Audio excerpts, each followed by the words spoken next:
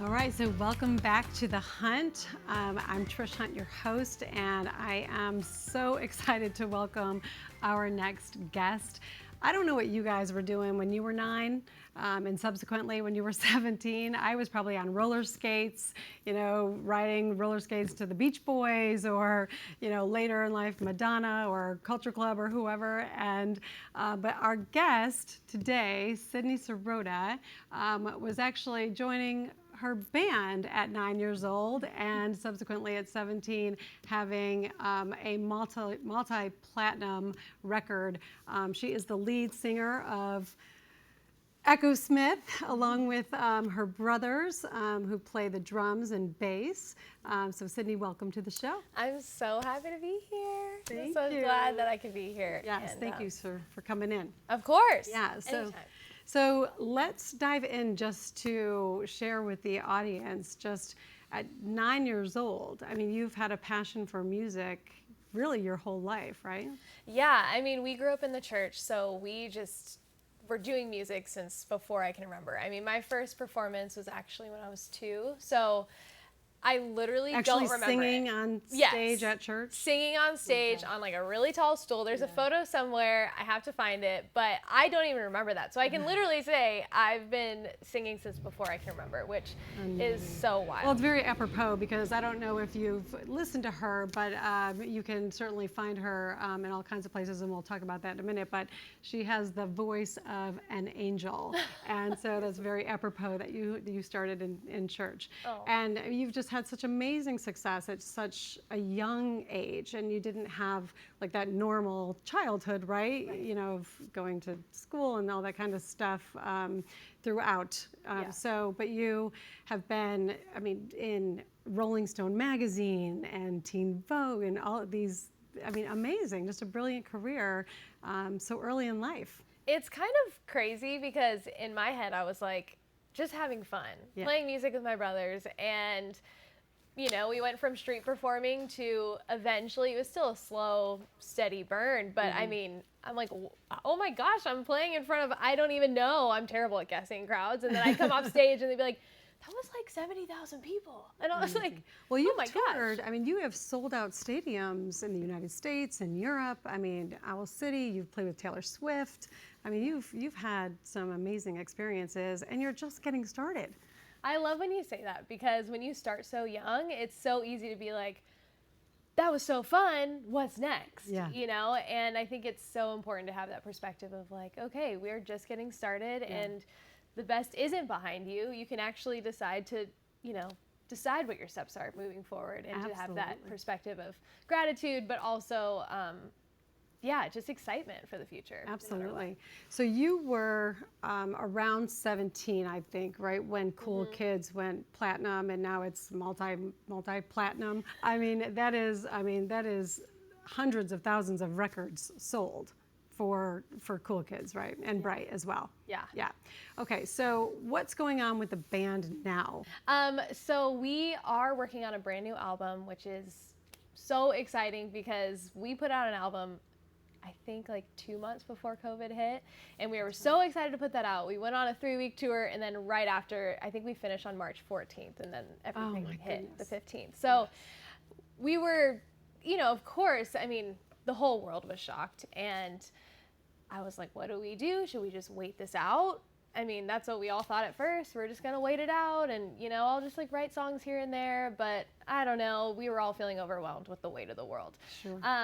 But about a year ago, year and a half, I was like, okay, I can't wait this out any longer. It's already been, I don't know, at least a year. Yeah. So that's when I was like, okay, we are getting back in the studio. We are writing every day. We are finding our new sound, and I'm happy to say that we have found the new sound, which is, talk to us about that. What can we expect? you can expect, I mean, the ways that I would describe it is like exciting, definitely new, and very fun, but also there's a lot of depth there.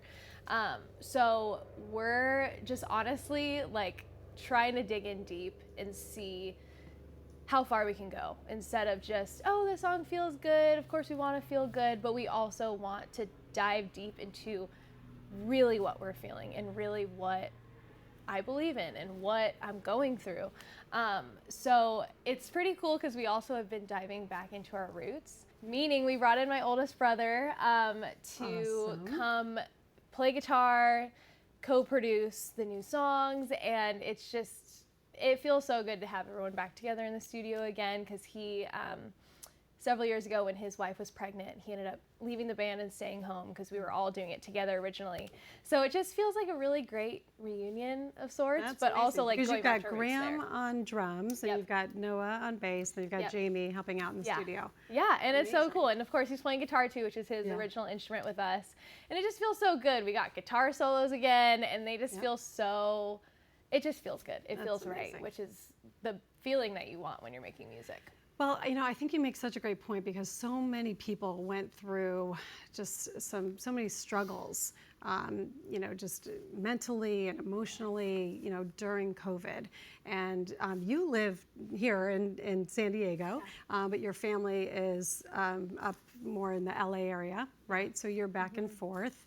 So, and you're such an influencer with, I think it spans across, a couple of different generations, actually. I think, wasn't Cool Kids dubbed like the Anthem of Ages or Maybe, something I don't like even that? know. Yeah, I don't even know. But I think we all have been there, We've so been that would there, make right? sense. Yeah.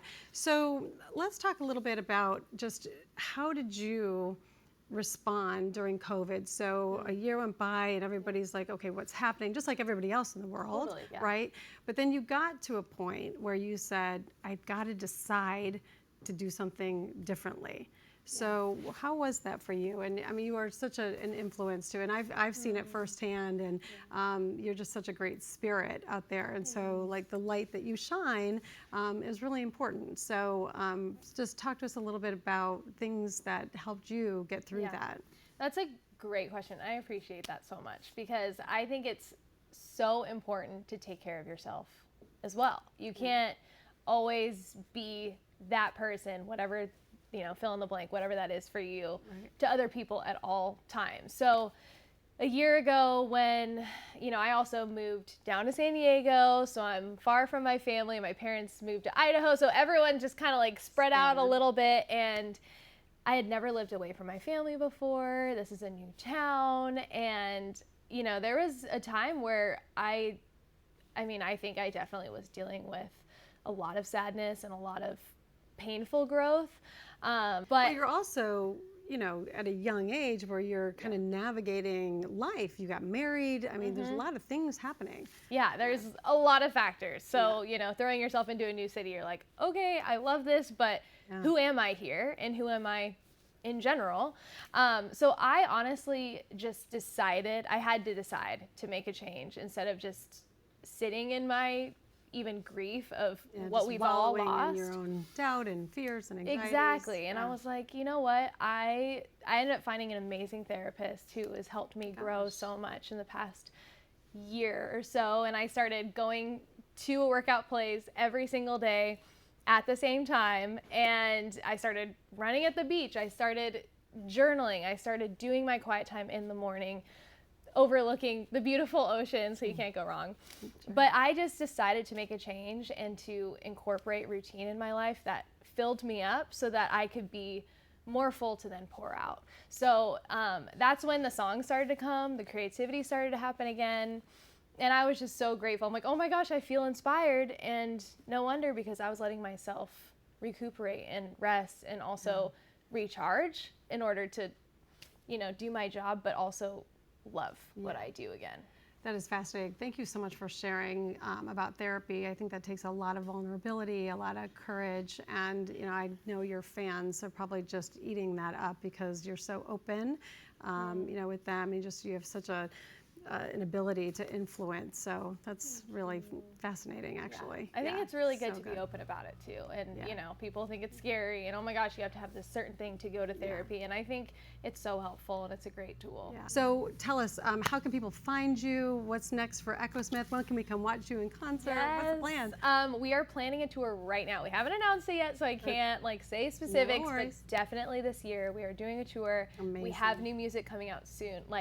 I can't emphasize the word soon enough, but we're locking in that date right now, and we just are so excited to share what the new music sounds like and to get to play it live. That's one of my favorite things in the world. So we will be touring later this year, and everyone can just find us at Echosmith literally everywhere. So Sydney Sierota, lead singer of Echosmith, so happy she joined us here today. Voice of an angel. Check her out. Check out Echosmith. You're watching The Hunt. More to come in a minute.